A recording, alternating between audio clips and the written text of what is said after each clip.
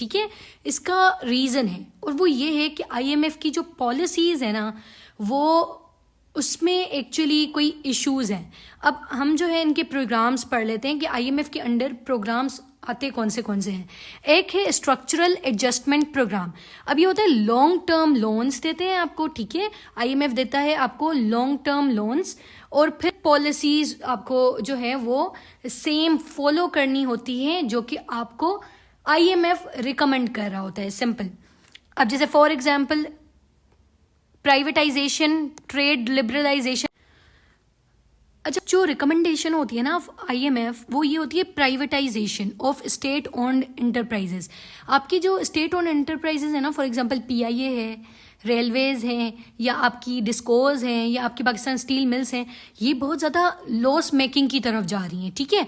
इनके यहाँ से रेवेन्यू जनरेट नहीं हो रहा, इनके यहाँ से जो है प्रॉफिट नहीं आ रहा, तो आपको आईएमएफ ये रिकमेंड करती है कि इनको प्राइवेटाइज कर लें। प्राइवेटाइज का मतलब ये है कि आप इनको सेल कर लें टू अ प्राइवेट पर्सन या टू अ प्राइवेट कंपनी, ठीक है। तो इससे क्या होगा कि वो उनको खुद जो है प्रॉफिटेबल बनाएंगे, ठीक है।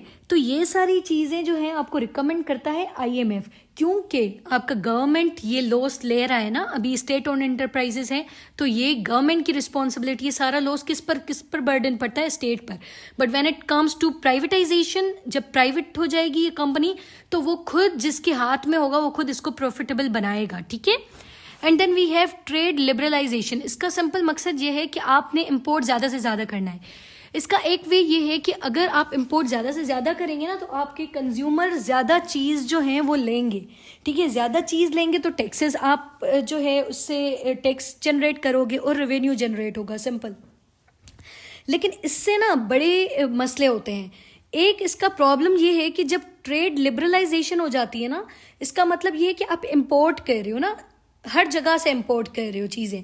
जब हर जगह से इंपोर्ट कर रहे होते हो ना तो आपकी लोकल इंडस्ट्री, फॉर एग्जांपल कोई चीज़ 20 में बना रही होती है तो कोई और कंट्री की, फॉर एग्जांपल आप चाइना की, तो वही चीज़ बन रही होती है 10 में। तो इससे क्या होता है, इससे आपकी लोकल इंडस्ट्री पर जो है बहुत ज़्यादा नेगेटिव इम्पैक्ट पड़ता है। तो कोई लोग जो है ना वो लोकल चीज़ लेते ही नहीं है फिर, ठीक है। इवन आप ये, इसका बड़ा रीज़न ये है कि आपके पास मशीनरी नहीं है, ठीक है। तो आप जो मशीनरी लेके आते हो ना अपनी कंट्री में वो भी इम्पोर्टेड होती हैं, तो आप उसकी पेमेंट भी इस प्रोडक्ट में से निकाल रहे होते हो। When it comes to China या कोई अदर कंट्री तो उनकी अपनी जो है मशीनरी होती है, तो ये इनमें इस प्रोडक्ट में जो है मशीनरी की पेमेंट नहीं होती है। तो ये आप लोगों ने जो है ना चीज़ें माइंड में रखनी होती हैं।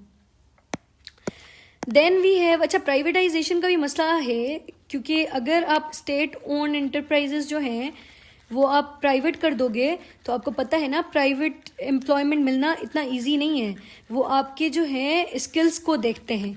जब बात आती है गवर्नमेंट पे तो आप लोग देख रहे होते हो गवर्नमेंट एंटरप्राइजेस में लोग इतने ज़्यादा एक्सपर्टीज़ नहीं होती है उनके पास, तो वो क्या होगा, वो सब अनएम्प्लॉयड हो जाएंगे। तो ये एक बड़ा रीज़न है जिसकी वजह से इसको बार बार कंसीडर किया जाता है। Then we have standby arrangement. Standby arrangement क्या होता है, वो शॉर्ट टर्म लोन्स और फिर पॉलिसीज़, ठीक है, जैसे आपकी प्राइस इंक्रीज कर दी पेट्रोल की, या फिर मीडियम टर्म फाइनेंशियल असिस्टेंस इसमें आ जाता है। IMF in Pakistan 23 times we went to IMF, 23rd times for escaping bankruptcy, ठीक है। अच्छा, a 37-month extended fund facility approved in September 2024, ये 23rd जो है ना आपका टाइम है, याद रखिएगा। अब आते हैं इसमें, अच्छा ये क्या है एक्सटेंडेड फंड फैसिलिटी, इसमें क्या होता है, इसमें आपकी जो बैलेंस ऑफ पेमेंट क्राइसिस हैं उस पर फोकस किया जाएगा, इकोनॉमिक रिफॉर्म्स पर फोकस किया जाएगा। उसके लिए आपको कितनी पेमेंट मिली है,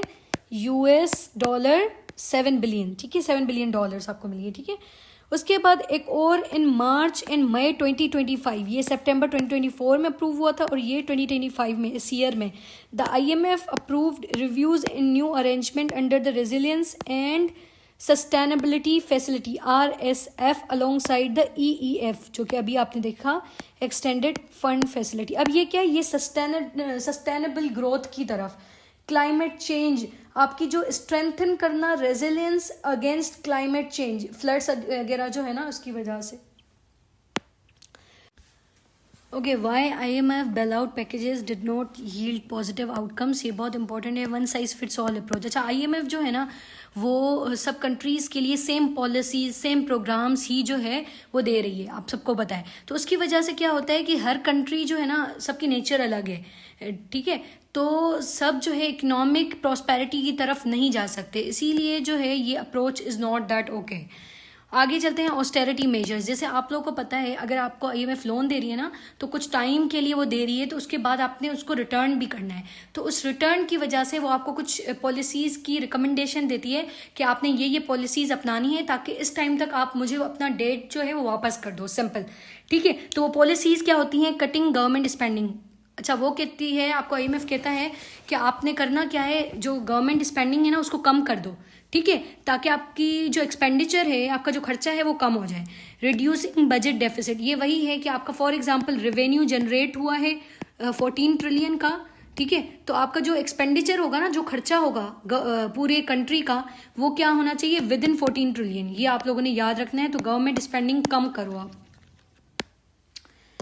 अब आगे आते हैं, रिड्यूस पब्लिक सर्विसेज। आप जो पब्लिक को सर्विस दे रहे हो, जैसे आपकी सब्सिडीज मैंने आपको बताई थी, उसको मैं रिपीट नहीं कर रही हूँ, तो वो गवर्नमेंट क्या कर रहा है, खुद से दे रहा है ना पैसे, वो आप अब जो है ख़त्म कर दो।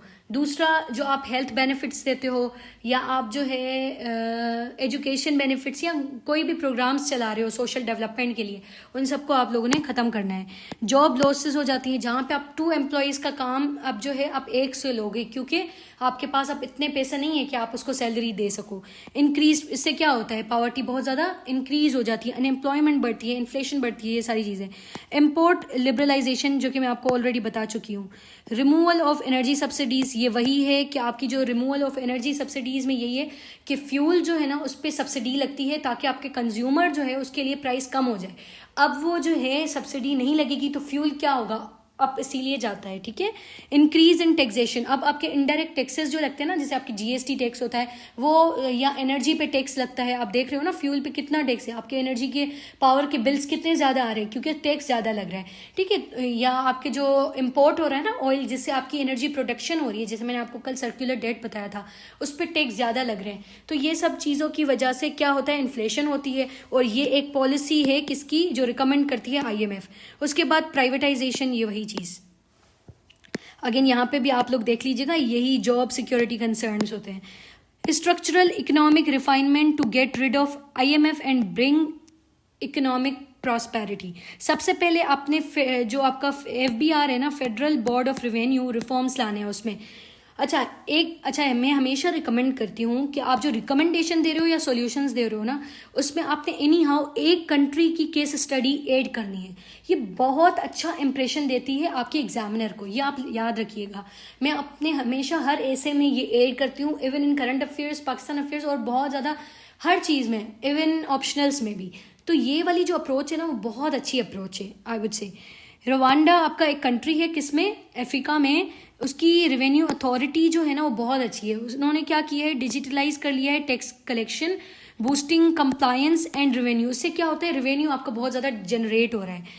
लोकल गवर्नमेंट टैक्सेस, आपने क्या करना है, जो आपकी टैक्स है ना, टैक्स कलेक्शन है, वो आपने पावर्स देनी है अपनी लोकल गवर्नमेंट को। इससे क्या होगा कि आपकी लोकल गवर्नमेंट जो है उसको पता चलेगा कौन टैक्स दे रहा है, कौन टैक्स नहीं दे रहा है, क्योंकि लोकल गवर्नमेंट डायरेक्टली कनेक्ट होता है किससे, आपके लोगों से, ठीक है। तो ये आपकी यहाँ पे केस स्टडी आ जाती है फिलीपींस की। उसके बाद we have digitalization, tool of digitalization. आपने जो है डिजिटलाइजेशन, इकोनॉमी को भी डिजिटल की तरफ लेके जाना है, गवर्नेंस लेके आनी है, ताकि आप जो है रिड्यूस कर सको इनफॉर्मल इकोनॉमी, ठीक है। जब आपकी सब चीज़ें रिकॉर्ड में होंगी तो उससे क्या होगा, इनफॉर्मल इकोनॉमी नहीं होगी, याद रखिएगा। एस्टोनिया जो है इसका केस इन पॉइंट है। Then we have academia industrial linkages. इससे क्या होता है कि आपने जब देखें एक यूनिवर्सिटी में आप है ना, तो ये होना चाहिए कि आप अपनी यूनिवर्सिटी से ग्रेजुएट हुए ही नहीं है कि आप जो है इनरोल हो गए हैं किसी जॉब में, ठीक है, ऐसा होना चाहिए। तो आपने क्या करना है, अपनी यूनिवर्सिटीज़ को, अपने अकेडमिया को लिंक करना है विद इंडस्ट्रीज, ताकि अनएम्प्लॉयमेंट ना हो। आप अभी देख रहे हैं मास्टर्स वाले जो लोग हैं वो जो है अनएम्प्लॉयड हैं। तो इसका सबसे बड़ा ये है कि आपकी जो अकेडमिया और इंडस्ट्री में बड़े गैप्स हैं, ठीक है। तो इससे एक और काम भी ये होगा कि अगर इन दोनों के लिंकेजेस क्रिएट हो जाते हैं ना, तो आपका इंडस्ट्री जो है ना वो बताएगा कि हमें ये स्किल्स एक ग्रेजुएट में चाहिए हैं, ठीक है। इससे क्या होगा, आपके अंदर स्किल्स भी आएंगी और आपको जॉब्स भी बहुत जल्दी मिलेंगी, ठीक है। तो यहाँ पे आपकी एग्जांपल जर्मनी है। आते हैं पब्लिक प्राइवेट पार्टनरशिप पर। देखें, पब्लिक प्राइवेट पार्टनरशिप का सिंपल मकसद ये है कि पब्लिक और प्राइवेट जो है वो दोनों पार्टनरशिप करें in social development, in infrastructure, by sharing investment. Simple, ठीक है। हर चीज़ में आपने क्या करना है, पार्टनरशिप करनी है, ताकि ये एक्चुअली सोशल डेवलपमेंट के लिए भी बहुत अच्छा है। इंफ्रास्ट्रक्चर में आप जो है इन्वेस्ट करें, प्राइवेट भी पब्लिक सेक्टर भी, ठीक है। उसके बाद वी हैव टूरिज्म सेक्टर। आप सबको पता है कि हमारे टूरिज्म सेक्टर में बहुत ज़्यादा पोटेंशियल है। तो जब आप टूरिज्म सेक्टर पर ज़्यादा तवज्जो देंगे तो इससे क्या होगा, सॉफ्ट इमेज आपकी अच्छी होगी। सॉफ्ट इमेज का मतलब क्या है, आपके इन्वेस्टर्स जो हैं वो आपकी तरफ अट्रैक्ट होंगे। दूसरा, आपकी ग्लोबल इमेज पर फर्क आएगा और जो है आपकी तरफ इन्वेस्टमेंट भी आएगी, ठीक है। ओके, SIFC का मतलब है स्पेशल इन्वेस्टमेंट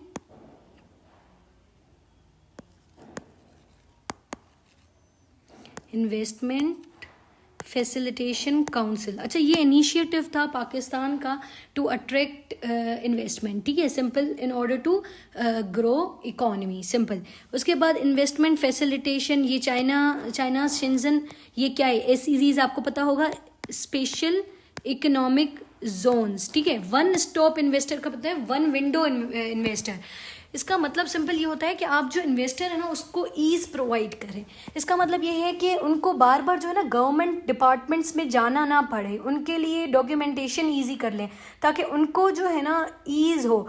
सेकेंडली, उनके लिए टैक्स इंसेंटिव्स दें, टैक्स ब्रेक्स दें, जैसे मैंने आपको कल समझाया था। इसमें क्या, उसकी वजह से इंडस्ट्रियल ग्रोथ होती है। CPEC एग्जीक्यूशन करें और उसकी सही से इम्प्लीमेंटेशन करें। तो ये सब चीज़ें आपकी इसमें आ जाती हैं, ठीक है। So that's it for economy, I think. अच्छा, कुछ की टर्म्स हैं जो कि मुझे आप लोगों को बतानी है, ताकि आप जो फैक्ट्स पढ़ोगे ना पीछे तो उसमें आपको हेल्प आउट करेंगी, ठीक है। तो let me discuss this. GDP GNP मैंने आपको बता दिया है, ठीक है, सही से बता दिया आपको GDP क्या होता है और GNP क्या होता है। उसके बाद वी हैव फिस्कल डेफिसिट। देखिए, फिस्कल डेफिसिट सिंपल जो है ना आपका होता है when the governments total expenditure exceeds its total revenue. देखें, फॉर एग्जांपल आपके 14 ट्रिलियन का जो है ना रेवेन्यू हुआ है, ठीक है, और आपकी जो गवर्नमेंट का एक्सपेंडिचर है, मतलब गवर्नमेंट का जो खर्चा है वो हो गया है 14.1, ठीक है। तो अब जो 0.1 है ना, दैट इज फिस्कल डेफिसिट, ठीक है। इसको हम कहते हैं फिस्कल डेफिसिट, सिंपल।